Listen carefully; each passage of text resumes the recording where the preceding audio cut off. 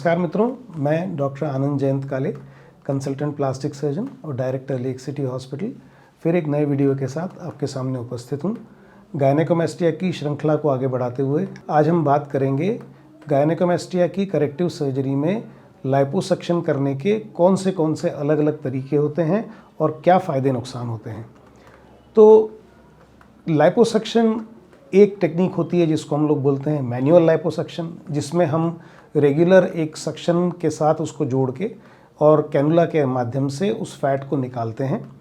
इसको हम लोग बोलते हैं मैनुअल लाइपोसक्शन टेक्निक। ये टाइम टेस्टेड है, इसके रिजल्ट्स बहुत अच्छे होते हैं। इसके अलावा पावर असिस्टेड लाइपोसक्शन, जिसको हम पैल बोलते हैं, पावर असिस्टेड लाइपोसक्शन PAL, इसमें हम वो जो कैनुला यूज़ करते हैं उसमें या तो आगे पीछे मूवमेंट होते हैं या सर्कुलर मूवमेंट होते हैं।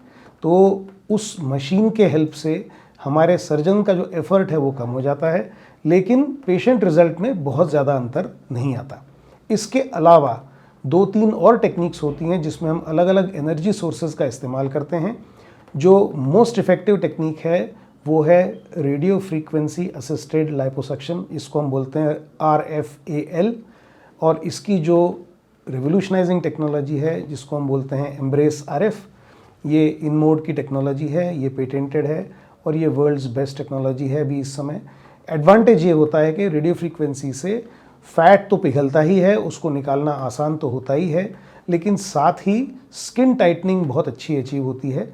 इसलिए लेट एज गायनेकोमेस्टिया में RFAL radio frequency assisted liposuction के एक्सेलेंट रिजल्ट्स आते हैं। इसलिए हम लोग एडोलेसेंट गायनेकोमेस्टिया की बजाय adult age late age gynaecomastia में रेडियो फ्रीक्वेंसी असिस्टेड लाइपोसक्शन को बहुत प्रमोट करते हैं।